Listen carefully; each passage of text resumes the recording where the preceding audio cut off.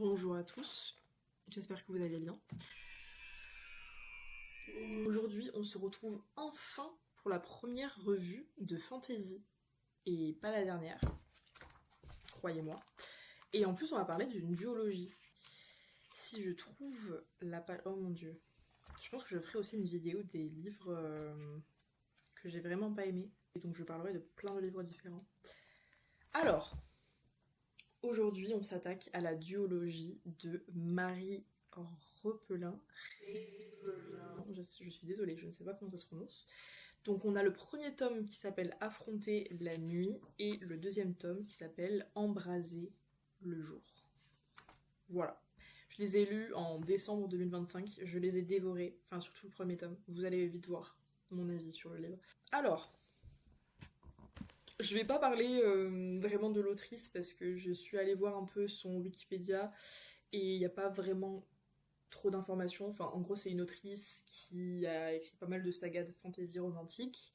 Elle est française et elle a reçu un prix des lycéens pour un autre livre qui s'appelle La caste des... Attendez, il faut que je retrouve quand même, histoire que je vous dise au moins une information sur elle. Ah, bien évidemment, j'ai fermé la page. Oh mon dieu, je suis insupportable. La carte des confins. Elle a gagné un prix qui s'appelle le prix des lycéens, quelque chose comme ça, en 2022, pour sa saga La carte des confins. Donc ce n'est pas du tout le livre dont je vais parler aujourd'hui. Donc, on est sur un univers qui fait très fantasy. Voilà, on a déjà beaucoup vu ça. Si vous connaissez la fantasy, ça parle de dragons. On parle d'une fille qui s'appelle Liv. Et globalement, elle va dans une académie pour affronter des dragons. Donc c'est pas quelque chose de très original. Mais par contre, je vais vous expliquer le contexte et le résumé de l'histoire. Et je trouve que l'univers dans lequel se développe l'héroïne est très très original. L'histoire ne l'est pas, mais l'univers oui. Donc, on suit une fille, une adolescente de 18 ans, ouais, qui s'appelle Liv Audrey. Et Liv Audrey, c'est une orpheline qui a été adoptée par un homme qui adopte beaucoup d'enfants. Je crois qu'ils sont une fratrie de 4 ou 5, quelque chose comme ça. Et ils sont très très... Enfin, c'est vraiment une famille très heureuse, mais très très pauvre, qui vit dans la capitale du royaume. Et en fait, ils vivent dans un univers, et là, c'est ça qui est intéressant. Alors, j'ai pas tout compris. Et d'ailleurs, c'est un peu aussi un point que je n'aime pas dans le livre. C'est, je trouve, pas très bien expliqué l'univers du livre. Mais en gros, ils sont dans un monde où il y a différents dieux. Et il y a le soleil qui se couche pendant 1 an. Et ça, c'est fait par le dieu Ombra, si je me souviens bien. Et il se lève pendant une autre année. Mais je ne suis pas sûre. Parce que plus tard dans le livre, en fait, il y a eu plus d'explications sur ce phénomène et je n'ai encore rien compris. Alors que pourtant, ça a l'air simple à comprendre. Hein. Donc je sais pas si c'est moi qui suis complètement conne. Peut-être. Peut-être. Il y a de fortes chances. Mais, ou alors si c'est juste mal expliqué. Je sais pas. Mais en gros, du coup pendant 6 mois ou pendant 1 an, je pense que c'est 6 mois en vrai. Donc pendant 6 mois, le soleil se lève. Ensuite, il y a le rayon et le soleil se couche. Ce rayon, il est très important parce que c'est une cérémonie en fait qu'il va y avoir au centre de la capitale où il y a plein d'habitants de la ville qui vont être choisis. Ça va être les élus et ils vont se voir acquérir des pouvoirs par leur déesse Auria. Voilà. Et après ça, ils vont être envoyés sur une île avec une académie dessus, c'est la seule chose qu'il y a sur l'île, où ils vont s'entraîner à aller tuer les dragons qui sont leurs ennemis, et qui viennent à chaque fois pendant 6 mois quand le soleil se couche. Voilà. Ça se trouve, j'ai super mal expliqué, sûrement, parce que ça fait déjà 5 minutes que je filme juste pour expliquer ça. Alors, avant de partir sur la partie spoiler, je voudrais dire que, pour mon avis global de la saga, j'ai trouvé que le tome 1 était génial. vraiment. Donc le tome Affronter la nuit. Oui, Affronter la nuit, il était vraiment génial. Je l'ai dévoré, je crois que je l'ai lu en 2 jours, même pas. Mais par contre, le deuxième livre, non. Le deuxième livre, j'étais tellement déçue. Disappointed! Tellement déçue. Je pense que c'est une histoire qui aurait dû se passer sur 3 ou 4 tomes, avec je sais pas, juste un développement de l'univers, mais surtout des personnages beaucoup plus profonds et beaucoup plus intenses. Vraiment, le deuxième tome, j'avais l'impression que l'autrice avait un couteau sous la gorge quand elle a écrit. Tu commences pas. Tu ne commences pas à me chanter par le callback. Tu vas le trouver là. Parce que vraiment, l'histoire va à une vitesse, les événements vont à une vitesse et ça n'a aucun sens. Ça a du sens dans le sens où, en fait, ça se voit qu'elle avait l'idée de faire ce déroulement, cet enchaînement, mais par contre, ça n'a aucun sens dans le sens où il n'y a aucun développement, donc non, il ne peut pas se passer ça. Vous voyez ce que je veux dire ? Voilà, encore une fois, je suis personne, je n'ai jamais écrit de livre dans ma vie, donc c'est très facile de dire ça quand on n'a jamais écrit de livre. Alors.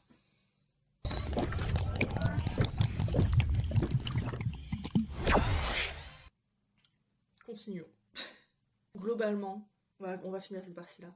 Globalement, je vous conseille pas de lire la saga.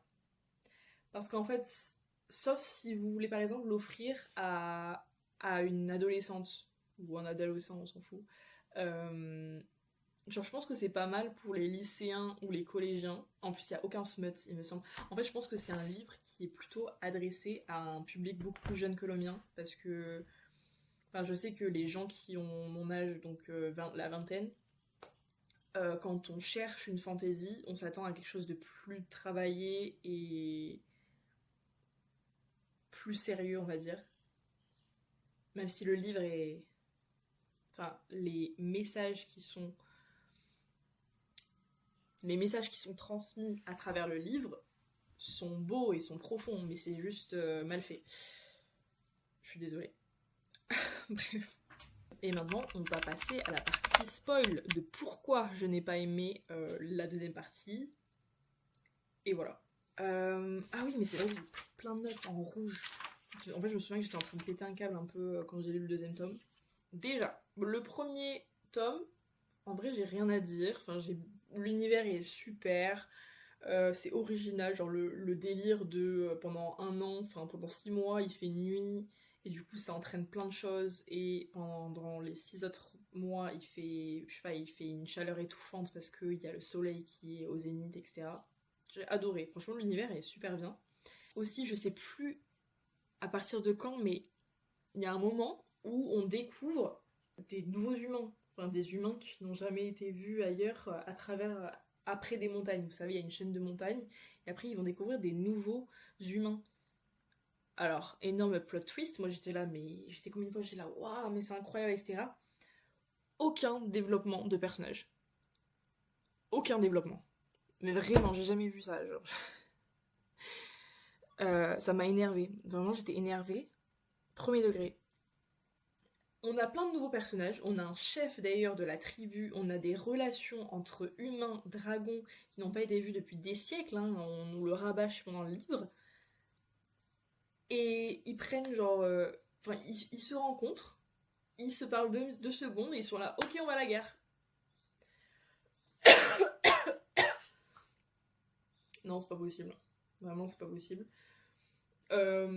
Donc pendant je sais pas combien de chapitres, on a une préparation pour aller à la guerre. Alors, pour être tout à fait honnête, je pense que juste cette partie-là, cette partie après la chaîne de montagne où il rencontre tous les humains avec les dragons, je pense que ça aurait dû prendre un tome entier.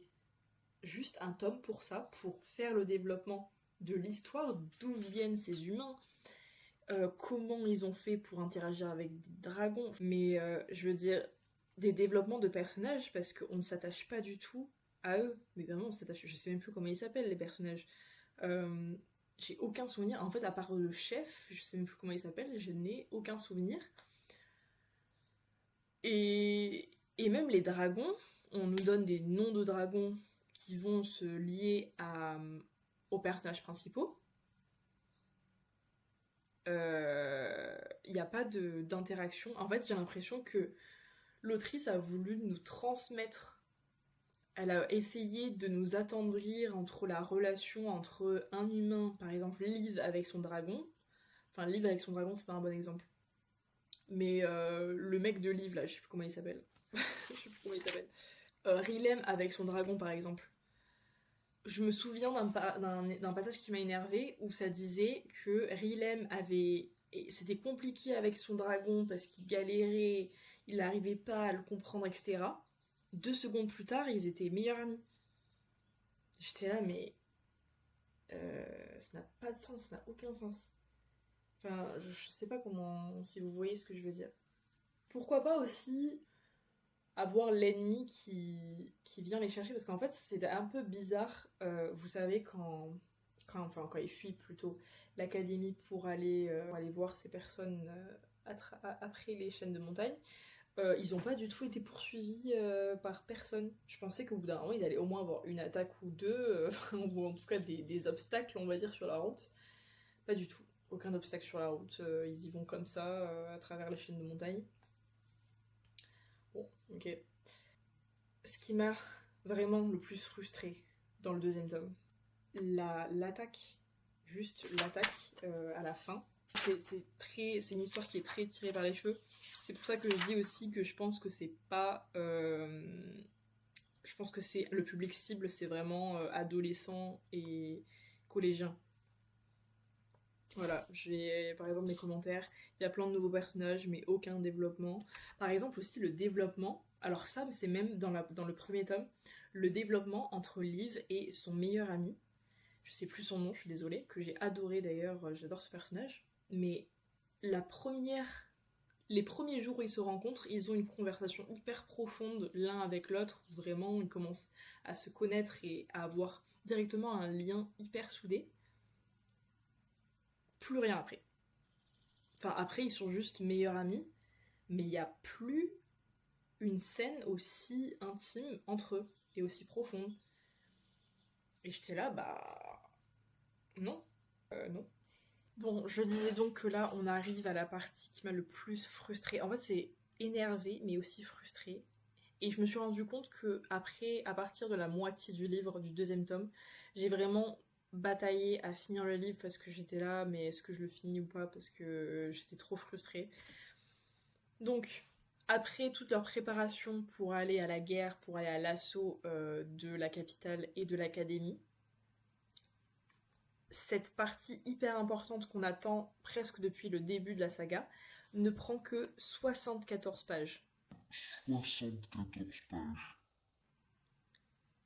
J'ai écrit 2 lignes sur ça dans mes notes. J'étais choquée. Je suis fébrile de la voix tellement ça me... Vraiment, ils partent en guerre à la page 479. Et vraiment, je me souviens que quand je lisais, j'étais là, mais c'est pas possible, ils vont jamais partir, ça va durer 30 pages la guerre. 74 pages. Pour ceux qui ont déjà lu de la fantasy, là, vous savez que c'est un truc de fou. Enfin, que ça n'a aucun... Enfin, c'est pas normal dans le sens où... Bah, on s'attend déjà à avoir aucun détail de rien, quoi. Et avoir un peu une bataille nulle et où on n'est pas plongé à l'intérieur. Et c'est exactement ce qui s'est passé. Pendant tout l'assaut, j'étais pas du tout à l'intérieur. Mais vraiment, c'est la première fois que j'avais ça avec une fantasy. Je lisais et j'étais là, mais non. Non, c'est pas possible. Il y a un peu trop de lumière. Bah, il n'y en a plus du tout. Donc voilà, ce que j'ai pas du tout aimé dans l'assaut, c'est que effectivement il n'y a aucun détail.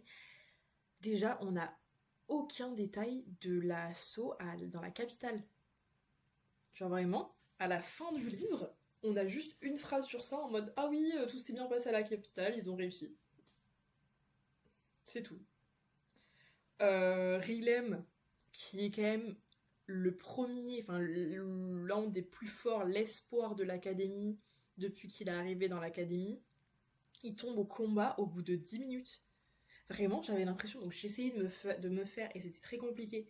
C'est pour ça aussi que j'ai pas aimé, parce qu'en fait, j'ai pas réussi à plonger dans l'univers dans le 2e tome. Rilem, il est sur son dragon. qu'il connaît depuis 2 secondes, on rappelle. Il arrive sur le champ de bataille, au bout de 10 minutes, il tombe. J'étais là, mais... Bon, bien évidemment, on savait qu'il était vivant, hein, clairement. Mais j'étais là... ça m'a saoulée. Ça m'a saoulée. Donc voilà, jusqu'à la fin, c'était chiant. Même à l'académie, quand donc du coup Liv allait chercher les big boss, les hauts gradés, vraiment c'est juste, limite, l'assaut c'était juste, elle monte les marches, elle tue tout le monde sur son passe. Enfin non, ils les ont jamais tués. Mais genre, ils se battent avec tout le monde jusqu'à arriver en haut pour voir que le big boss n'est pas là, et après elle le retrouve 2 secondes après. Non mais franchement, je suis désolée, mais non. Donc voilà, je vais arrêter de critiquer autant le livre et je vais finir et conclure cette vidéo. Mais voilà, globalement, je suis très déçue de la saga, surtout le tome 2. Même si la fin, en fait, l'histoire en soi et les messages qu'ils veulent porter, c'est vraiment beau. Genre, par exemple, j'ai adoré le fait que, en fait, toute la population a été manipulée et qu'ils ont changé les écrits dans les livres d'histoire pour faire croire que les dragons étaient les ennemis, alors qu'en fait, c'était leurs alliés. Pour faire croire qu'en fait, les pouvoirs qui leur sont conférés pendant le rayon, ils doivent les utiliser pour tuer les dragons, alors qu'en fait c'était pour normalement aider la population à les soigner, à les aider à travailler, etc. J'ai adoré cette partie-là. En fait, il y avait tellement d'éléments qui étaient excellents dans le livre. C'est juste que ça a mal été exploité, je trouve. Et développé. Voilà. En tout cas, j'espère que vous avez aimé cette vidéo. Elle a peut-être été un peu longue. J'ai beaucoup parlé, je crois, parce qu'en fait, ça me frustre. C'est un livre qui m'a frustrée. Voilà, en tout cas, si vous l'avez aimé, n'hésitez pas à me laisser un like. Ça me soutient de voir des likes ou même un petit commentaire si jamais vous avez quelque chose à dire. Si vous avez lu le livre, s'il vous plaît. Mais voilà. En tout cas, je vous retrouve pour la prochaine vidéo. Bisous!